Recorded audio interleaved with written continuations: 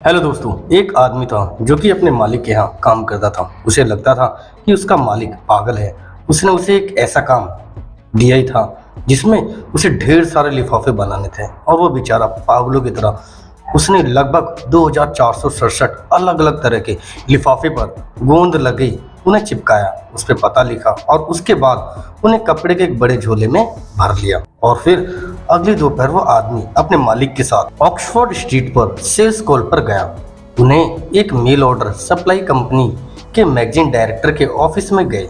वहां पर उसका जो मालिक था, जो कि काफी जबरदस्त दिख रहा था, फुर्तीला, आत्मविश्वासी जो आदमी था उसका मालिक, और वो बेचारा भोला भाला झोला लटकाए इतना दुखी दिख रहा था मानो कोई कब्र लूटने वाला और कब्रिस्तान से मुर्दा लूट कर आ रहा है। उन दोनों को उनके डायरेक्टर की कैबिन में बिठाया गया और उसके मालिक को वहां की रिसेप्शनिस्ट ने इस तरह से अभिवादन किया कि मानो वो बहुत ही पुराने मित्र हैं। हमेशा होता भी है, क्यों नहीं होगा, क्योंकि उसके मालिक दिखने में जबरदस्त, तंदुरुस्त और फुर्तीले मिजाज के लग रहे थे। उसके जो रिसेप्शनिस्ट है, उसके लड़के और उसके मालिक को दोनों को वहाँ के मैनेजर के पास मीटिंग के लिए जाके पहुंचे, जो कि काफी बड़ी डेस्क थी, काफी सुंदर और एंटीक टाइप की डेस्क थी। उसके सामने दोनों बैठे। अब उसके बॉस ने उससे कहा कि अगर आपकी अनुमति हो तो मैं आपको कुछ दिखाना चाहता हूँ। फिर उस डायरेक्टर ने अपना सिर हिलाकर अनुमोदन किया कि जी हाँ, आप दिखा सकते हैं। और फिर उसके बॉस ने कहा, जी यह मैं नहीं, मेरा दोस्त निक आपको दिखाएगा। यह संकेत था उस लड़के के लिए, और उस लड़के ने बिना किसी सोच समझकर, जैसे ही उसके बॉस ने उसको इशारा किया, उसने एक बड़ी हरी कैनवास शीट बिछाई और उस पूरे बोरे को उसके बीचों बीच उलट दिया। लिफाफे इतने सारे थे कि वो फर्श पर और कुर्सियों के आसपास बिखर गया। जब वह हैरान व्यक्ति उस पत्रों के विशाल ढेर को देख रहा था, तब उसके मालिक ने उसके बॉस से अपनी नम्र लेकिन सटीक आवाज में घोषणा की कि आप किसी मैगजीन में विज्ञापन देते हैं तो आप ऐसे ही प्रतिक्रिया की उम्मीद कर सकते हैं। और फिर उसके बॉस ने उनसे नजरें मिलाते हुए आगे बोला कि ये आपके कॉम्पिटिटर की डेस्क पर सिर्फ एक ही दिन में 2467 प्रतिक्रिया हैं, और सिर्फ इसलिए आई हैं क्योंकि उसने हमारे यहाँ पर विज्ञापन दिया था, हमारे यहाँ पर एडवर्टाइजिंग करवाई थी, और हम आपके लिए भी ऐसा ही कर सकते हैं। जी हाँ, अब तक जो टोटल समय लगा वह था 90 सेकंड, और आप सोच सकते हैं कि आगे क्या हुआ होगा। जी हाँ, उसके बॉस के पास उसके ब्रीफकेस में पूरे 26 वीक्स के एडवर्टाइजिंग का कॉन्ट्रैक्ट था। फिर वह लड़का वह 2467 लिफाफे वापस अपने झोले में भरकर अपने बॉस के साथ आ गया। जी हाँ, उसके बॉस का नाम था मल्टून, जो कि एक काफी अच्छे वक्ता थे और काफी अच्छी पर्सनैलिटी वाले थे और काफी अच्छे मार्केट को समझते भी थे। मार्केट में लोगों को क्या चाहिए उसके अकॉर्डिंग वह अपने एडवर्टाइजिंग कंपनी चलाते थे। वह लोगों को कैसे प्रभावित कर सके उनके बारे में काफी अच्छे से जानते थे। जी हाँ दोस्तों, मैं आपको 19 सेकंड में लोगों को कैसे प्रभावित कर सके, इस बुक के ऑथर निकोलस बुथ हैं, जिन्होंने बताया कि लोगों को कैसे प्रभावित करें, और उसके बारे में बहुत सारी चीज इस बुक में बताई गई है जो कि एक वीडियो में बताना पॉसिबल नहीं है। लेकिन मैं आपको इस बुक से 3 मोस्ट इम्पोर्टेंट लेसन और एक फॉर्मूला जो कि आप कहीं भी उसे यूज करें और लोगों को तुरंत अट्रैक्ट कर सके, वो फॉर्मूला मैं आपको इस वीडियो के बीच में ही बताऊंगा। वैसे तो इस बुक में बहुत सारे लेसन्स हैं जो कि बहुत ही इम्पोर्टेंट है, जो कि किसी को इम्प्रेस करने के लिए बहुत है, और इतनी सारी लेसन्स एक वीडियो में पॉसिबल नहीं है। इसलिए लोगों को 90 सेकंड में प्रभावित करें, जिसकी बुक समरी तो नहीं कहना चाहता, क्यों, क्योंकि किसी बुक को लिखने में ऑथर को 2 से 3 साल का समय लगता है, और उस 2 से 3 साल के समय के अंदर ऑथर अपने 20 से 25 साल के एक्सपीरियंस को अपने साथ ही उस बुक में रख देता है। अब आप लोग खुद सोचो कि एक तो 2 से 3 साल उस बुक को लिखने का लगा समय, और 20 से 25 साल का एक्सपीरियंस को एक 10 से 15 मिनट के वीडियो के अंदर समराइज करना, एक तरफ से उस बुक के लिए अन्याय है, उस ऑथर के लिए अन्याय है। अगर कोई बुक लवर होगा, जो कि मुझे भी बिल्कुल पसंद नहीं आता, इसलिए मैं पूरी बुक सीरीज बनाना चाहता हूँ जो कि ये लोगों को 90 सेकंड में प्रभावित करे। सीरीज का पहला पार्ट है। अगले पार्ट के लिए प्लीज चैनल को सब्सक्राइब करके नोटिफिकेशन बेल को हिट जरूर करें, जिससे कि इसका अगला पार्ट जैसे ही आता है सबसे पहले उसका नोटिफिकेशन आप तक जरूर पहुंचे। इस बुक में ऑथर ने मल्टून के अटल नियम बताए हैं। जी हाँ, उसके 3 नियम बताए गए, जिसमें से पहला नियम, जी हाँ, लोगों से नजर मिलाएं और मुस्कुराए। जब मल्टून उस ऑफिस से निकले और अपनी गाड़ी में बैठे तो मल्टून ने निक से पूछा कि निक, आखिर तुम्हें समझ में आया क्या हुआ? उस निक ने कहा कि नहीं, मुझे समझ में नहीं आया, लेकिन बस इतना पता है कि हमारे ब्रीफकेस में 26 वीक्स के एडवर्टाइजिंग कॉन्ट्रैक्ट है। फिर मल्टून ने उसे बताया कि जैसे ही हम अंदर गए, पहले तो हमारा हुलिया जैसा था अच्छा था, ड्रेसिंग सेंस अच्छी थी। उसके बाद जैसे ही मैं उसकी डेस्क के सामने बैठा तो सबसे पहले मैंने उसको अपनी नज़रों से बिल्कुल आमने सामने नज़रें मिलाई और हल्का सा मुस्कुराया। इसी वजह से हमारा पहला स्टेप यहीं पे कंप्लीट हुआ, जिससे कि वो थोड़ा सा हमसे प्रभावित हुआ।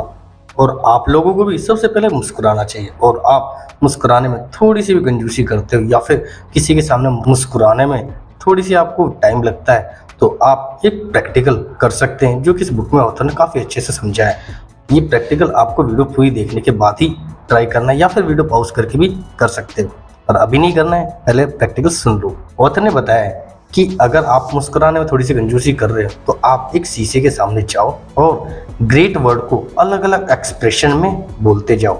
मतलब कभी गुस्से में ग्रेट, फिर कभी प्यार से ग्रेट, कभी खुशी से ग्रेट, कभी सैड से ग्रेट, और मन मन में आपको यही वर्ड ग्रेट ग्रेट ग्रेट बोलते जाना है। 10 से 12 बार बोलने के बाद आप ऑटोमेटिकली चेहरे पे देखोगे कि आपके चेहरे पे ऑटोमेटिक स्माइल वाली पिंपल्स बने हुए हैं, और आप ये ट्राई कर सकते हैं। ये सुनते ही निक खुशी से उछल गया और उसे समझ नहीं आया कि ऐसा कैसे हुआ कि केवल नजरें मिलाने से और मुस्कुराने से बात कैसे बन गई। और फिर निक ने दोबारा पूछा कि क्या खाली नजरें मिलाने से और मुस्कुराने से हमारी बात बन जाएगी? तो मल्टू ने कहा नहीं। उसके बाद अगला नियम, जी हाँ, दूसरा नियम, सामने वाले जैसे बने, मतलब गिरगिट बने। जी हाँ दोस्तों, हम हमेशा अपने जैसे लोगों के साथ बिल्कुल आरामदेह और रिलैक्स महसूस करते हैं। उनके साथ तुरंत ही हम जुड़ाव महसूस करते हैं।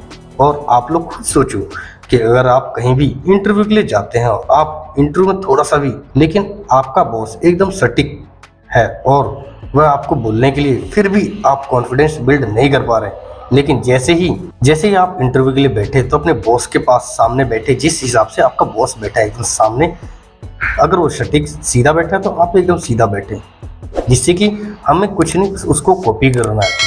पहले हमने नज़रों से नज़रें मिलाई, अब उसकी बॉडी लैंग्वेज को कॉपी करना है। और सबसे इम्पोर्टेंट चीज़ कि अगर आप कहीं भी इंटरव्यू के लिए जा रहे हैं तो फर्स्ट ऑफ ऑल उस जो इंटरव्यू ले रहा है उन्हें भी उनकी कंपनी में, उनकी ऑफिस में लोगों की ज़रूरत है, इसीलिए वो हायरिंग कर रहे हैं, इंटरव्यू ले रहे हैं। तो वो सबसे पहले लोगों के अंदर कॉन्फिडेंस देखते हैं कि क्या वो उनके प्रोडक्ट, उनके सर्विसेज को लोगों के सामने अच्छे से बता पाएंगे या नहीं। इसीलिए आप भी कहीं भी इंटरव्यू के लिए जाएं तो डरे नहीं, बी कॉन्फिडेंट रहें।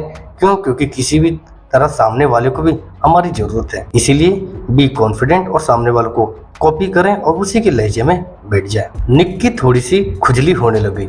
निक ने बोला कि अगर उसकी आंखों में देखें और हम मुस्कुराएं भी और फिर उसकी बॉडी लैंग्वेज को कॉपी करें तो क्या हमारा इंटरव्यू क्रैक हो जाएगा? क्या हमारी बात बन जाएगी? ये बात सुनकर निक हैरान हुआ और उसने मल्टून से पूछ ही लिया। फिर मल्टून ने जवाब दिया कि आपको इसी के साथ में आपको एक फॉर्मूला भी यूज करना पड़ेगा कहीं भी जाने से पहले। निक ने पूछा कौन सा फॉर्मूला, कैसा फॉर्मूला, कितने फॉर्मूले हो गए? फिर मल्टून ने कहा अगर आपको जॉब चाहिए, अच्छी कम्युनिकेशन चाहिए, सामने वाले को अट्रैक्ट करना है तो सारी चीज़ें तो करनी पड़ेगी।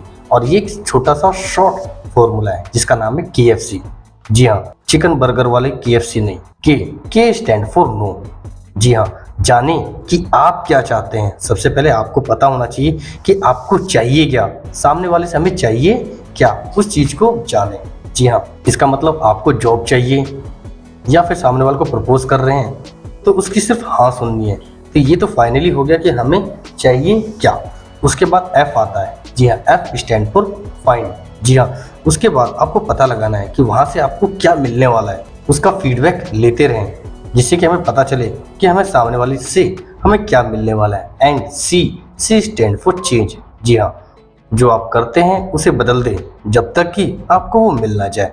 अगर आप किसी चीज़ के लिए कोशिश कर रहे हैं और वह चीज़ आपको उस तरीके से नहीं मिल रही तो आपको अपना तरीका बदल लेना चाहिए, क्योंकि एक ही चीज़ को पाने के लिए एक ही तरीका बार बार करोगे तो आपको रिजल्ट भी वैसा ही मिलेगा जो उससे पहले मिल रहा था। अगर हमें रिजल्ट चेंज करना है तो हमें अपना एक्शन भी चेंज करना पड़ेगा। अब ये चीज मैं आपको एक एग्जांपल से समझाता हूँ। जब मल्टून और निक दोनों गाड़ी में बैठे हुए थे तो मल्टून ने निक से पूछा कि निक, क्या तुम्हें भूख लग रही है?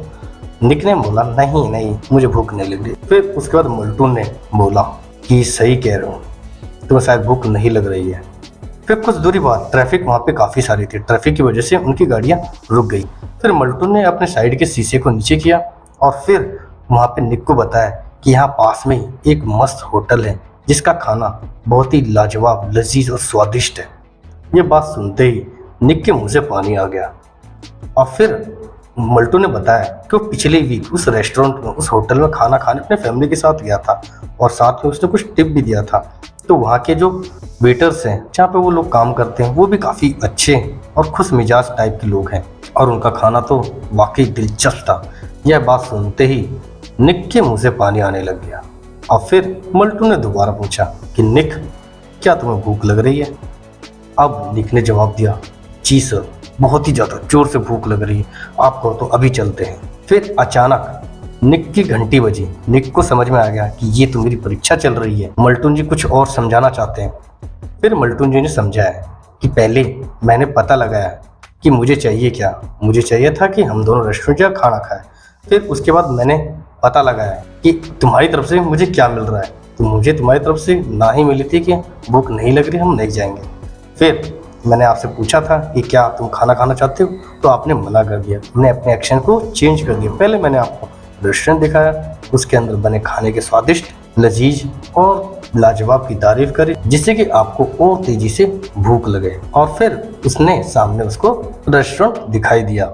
और जैसा कि पहले मैंने क्या भूख लग रही है तो तुम मना कर दिया था, लेकिन अब वही बात सुनते ही तुम्हें बहुत जोर से भूख लगने लग गई। और आई होप आपको KFC फॉर्मूला अच्छे से समझ में आ गया होगा मल्टून और निक की कम्युनिकेशन की वजह से। अगर आप चैनल को सब्सक्राइब नहीं करते तो ऐसी कंटेंट आपसे मिस होते रहेंगे, जिससे कि आपकी लाइफ में कुछ न कुछ वैल्यू ऐड होगी। और नीचे आप कमेंट भी करते हो तो मैं उस कमेंट को रीड करता हूँ, उसको रिप्लाई भी जरूर करता हूँ। तो आपको इन फॉर्मूले में से कौन सा फॉर्मूला बेस्ट लगा, K, F या C, नीचे कमेंट करके जरूर बताएं। और चैनल को सब्सक्राइब करना बिल्कुल ना भूलें। फिर अब चलते हैं अपने तीसरे फॉर्मूले की तरफ। जी हाँ, कल्पना को जकड़ोगे तो आप हृदय को जकड़ लेंगे। जी हाँ दोस्तों, मल्टून ने निक की पहली कल्पना को देखा कि आखिरकार वह चाहता क्या है। निक को भूख नहीं लग रही थी, उसे खाना भी खाना नहीं था, लेकिन पहले तो उसने उसको इमेजिन करवाया कि उस रेस्टोरेंट में खाना काफी जबरदस्त है, लाजवाब, स्वादिष्ट। उसको कल्पना में इमेजिन करवाया और ये कल्पना इमेजिन करते ही उसे काफी अच्छी टेस्ट और खाने की याद आई। और फिर फाइनली उस निक ने उस चीज के लिए हाँ कर दिया। ये था हमारा फॉर्मूला नंबर 3, जो कि हम वहाँ ऑफिस में मल्टून और निक जब 26 वीक्स के एग्रीमेंट के लिए, कॉन्ट्रैक्ट एग्रीमेंट के लिए गए तो वहाँ पे भी मल्टून ने सेम वही फॉर्मूला यूज किया था। जी हाँ, कल्पना को जकड़ेंगे तो आप हृदय को जकड़ लेंगे। वहाँ पे उसने इतने सारे ढेर सारे लिफाफे उस डायरेक्टर के सामने धर दिए थे। उस डायरेक्टर ने ये चीज़ देखते ही उसके दिमाग में सबसे पहला इमेजिन यही गया कि काश हमारे लिए भी इतने सारे लिफाफे आते, हमारे काम के लिए भी इतने सारे एग्रीमेंट होते।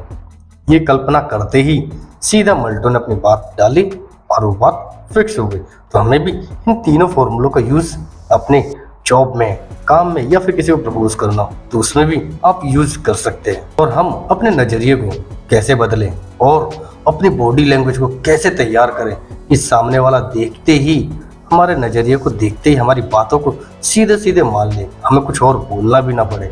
और इस बुक में अच्छे फॉर्मूले और प्रैक्टिकल एग्जाम्पल के साथ समझाया है, जिससे कि आप अपनी बॉडी लैंग्वेज और अपने नज़रिए को अच्छे से पेश कर सकते हैं कि सामने वाले को हमें उतना भूलना ना पड़े और हमारा काम फटाफट 90 सेकंड के अंदर अंदर हो जाए। जो कि इस सीरीज का अगला पार्ट है, उस हम अगले पार्ट में अपने नज़रिए को कैसे बदलें और बॉडी लैंग्वेज को कैसे तैयार करें उसके बारे में जानेंगे। उसके लिए प्लीज़ चैनल को सब्सक्राइब करके नोटिफिकेशन बेल को हिट जरूर करें और नीचे कमेंट में लिखें कि सेकेंड पार्ट कब आएगा, जिससे कि मुझे भी मोटिवेशन मिलता रहे और मैं भी आपके लिए अच्छा कंटेंट रेडी करूं बुक के अकॉर्डिंग, जिससे कि प्रैक्टिकल एग्जांपल के साथ आपको दूं, जिससे कि आप तुरंत उसको अप्लाई कर सको। और नीचे कमेंट में जो भी लेसन आपको अच्छा लगता है उसको आप जरूर लिखा करें। अब इस वीडियो को मैं समअप करूँ तो इस वीडियो में हमने 3 मोस्ट इंपोर्टेंट लेसन समझे। लेसन नंबर 1, लोगों से नजरें मिलाएं और मुस्कुराएं। जी हाँ, लोगों से नजरें मिलाते ही और मुस्कुराते ही एक तो हमारा 30 से 40% का काम वहीं हो जाता है। उसके बाद लेसन नंबर 2, सामने वाले जैसे बने, अर्थात गिरगिट बने, उसको सेम टू सेम कॉपी कर लें, जिससे कि वह हमारी बात मना ना कर सके। क्यों? क्योंकि कोई भी अपनी बात मना नहीं करना चाहता। अगर मैं आपकी तरह सेम आपकी ड्रेस को कॉपी करूं, आपके बैठने के तरीके को कॉपी करूं, आपकी लैंग्वेज को कॉपी करूं, तो आप भी नहीं चाहते कि उसको मना करें, क्योंकि आप उसमें कुछ ना कुछ समानता देखना चाहेंगे।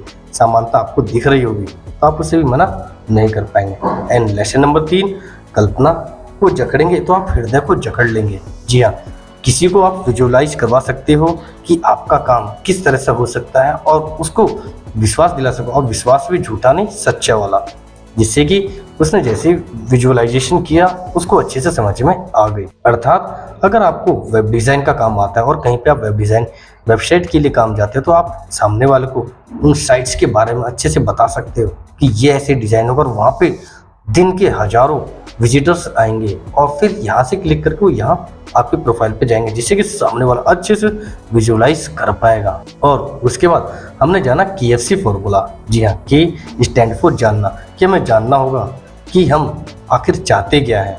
और फिर उसके बाद F स्टैंड फॉर फाइंड, कि हमें पहले पता लगाना होगा कि सामने वाले से हमें क्या मिल रहा है। And C stand for change, कि हमें अपने एक्शंस को चेंज करते रहना है जब तक हमें अपना रिजल्ट, हमारा परिणाम ना मिल जाए। और इस बुक में ऑथर ने बहुत सारे प्रैक्टिकल एग्जाम्पल दिए जो कि मैं इस सीरीज में, इस एपिसोड में अच्छे से कवर नहीं कर पाऊंगा। तो उसके लिए प्लीज़ चैनल को सब्सक्राइब करना बिल्कुल ना भूलें और नीचे कमेंट करके जरूर बताएं, जिससे कि मुझे भी मोटिवेशन मिलता रहे। इसके साथ साथ हमें अपनी कम्युनिकेशन पे भी काम करना चाहिए, और कम्युनिकेशन को अच्छे तरीके से समझने के लिए आपको how to talk anyone book जरूर पढ़नी चाहिए। और अगर आप नहीं पढ़ सकते तो उसकी भी सीरीज आपके लिए रेडी है। उस बुक में ऑथर ने 90 सीक्रेट्स बताए हैं, 90 तरीके बताए हैं, जिससे कि हम किसी से भी बातचीत करना स्टार्ट कर सकते हैं। उन 90 सीक्रेट्स में से, 90 तरीकों में से मैंने 10 तरीके उस सीरीज के पार्ट में डाल रखा है, जो कि आपकी मोबाइल स्क्रीन के जस्ट सामने है।